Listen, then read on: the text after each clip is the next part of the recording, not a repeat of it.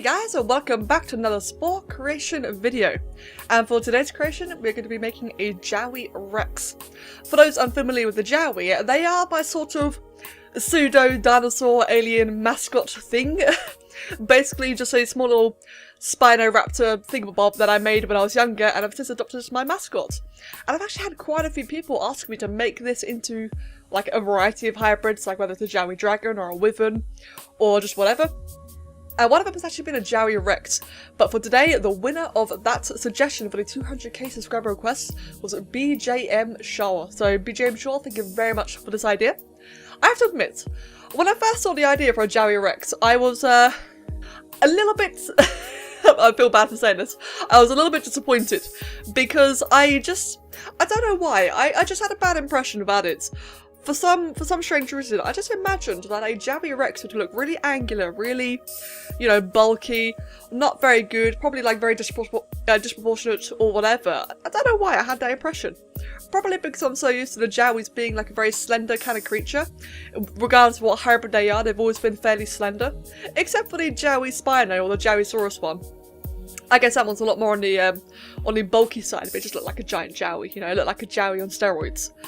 So for the Jowwi Rex, I was kind of torn. But when it came to the actual production of the creature, I'll say this now guys, I was very, very happy with how it came out.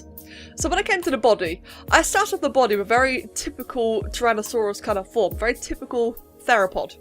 And for the arms, so if you guys have seen the episode for the patron request, as you watch the Godlike Sphinx, you would have seen me really go over in detail about the whole issue I had to do with making like very finite or subtle small limbs, and how it was a bit of a struggle in Spore, and how I overcame that issue with the stacking mod.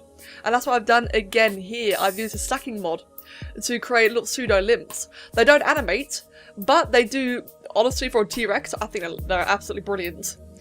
And of course, I had to remember the whole crooked wristing that people whine at me for. So I've gone ahead and included that in here because it's after all part T-Rex, you know.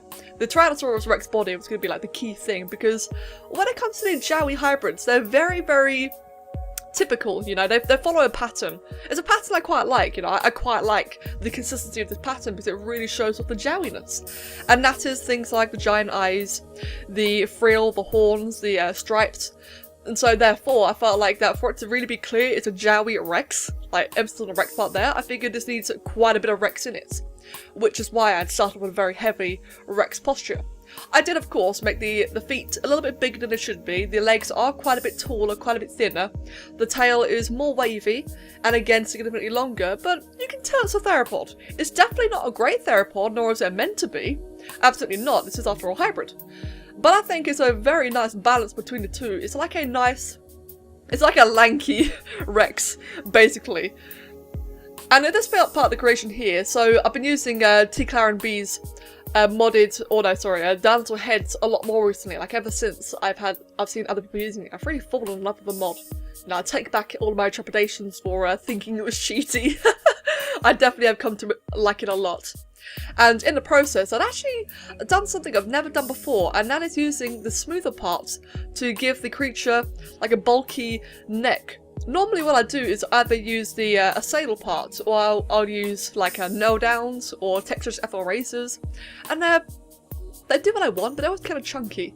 But in this case here, the smoother actually did a fantastic job, like just having the neck be a little bit more fleshy, if you will, a little bit more puffy, maybe a little bit baggy, and the animation is not that bad either. I used two of them, that way there wasn't really any nasty stretching, and that way it looked consistent. It wasn't just like a very bulky throat and then the rest of it was weird and thin. I used two of them, and I really like how it came out. When it came to the actual like Jowwi features, I did try to have them be a little bit more subtle. So by that I mean the frills are not quite as large as they normally are. I love it when a Jowwi has really large frills, and I purposefully toned it down in this.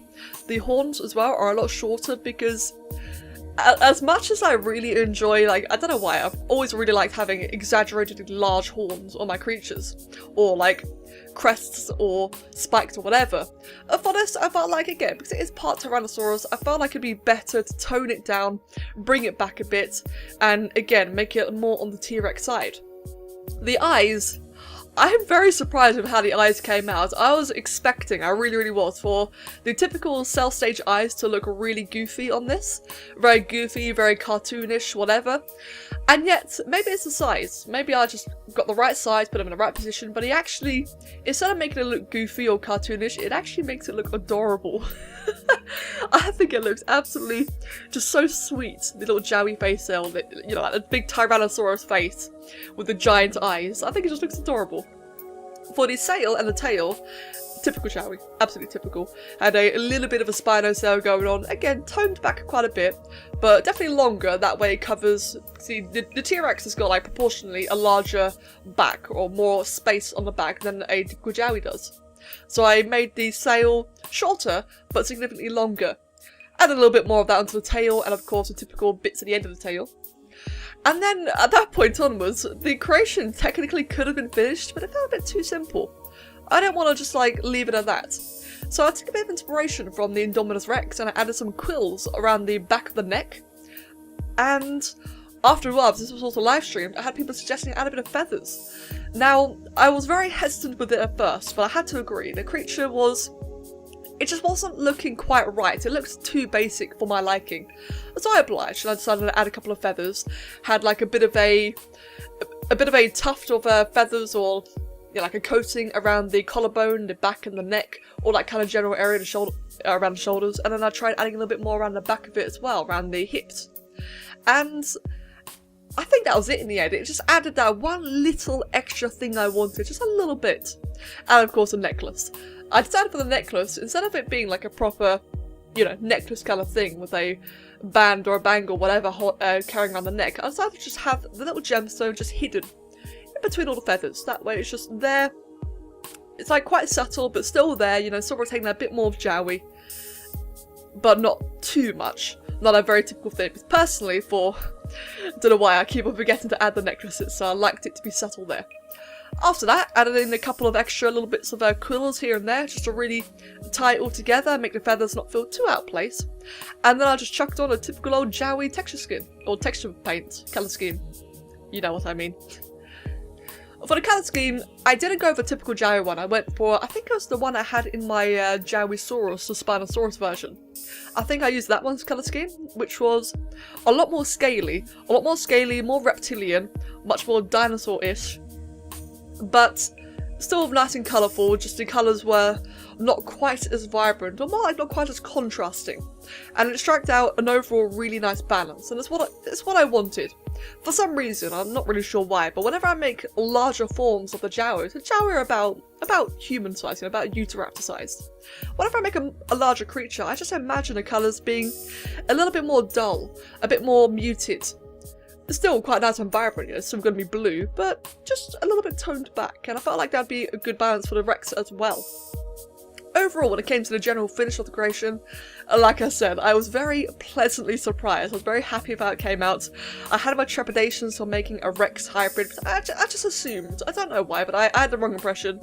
I assumed it'd be fairly boring. I was very wrong. I'm very happy with how this came out. And BJM Shaw, thank you dude very much for the suggestion, and I'm really glad it got chosen.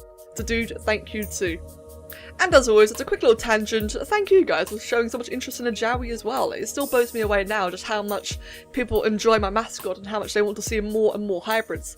I think it's amazing. It really does open up more and more potential for creativity, for ideas and such. And it just, you know, that whole community feel I've been raving on about lately, it just does more, you know, it just makes it even more better. As always guys, thank you very much for watching, and I hope that you've enjoyed the creation, have enjoyed the process, and hopefully you enjoy yet another member to the grand Jowwi hybrid family. Thank you for watching, and I'll catch you all next time.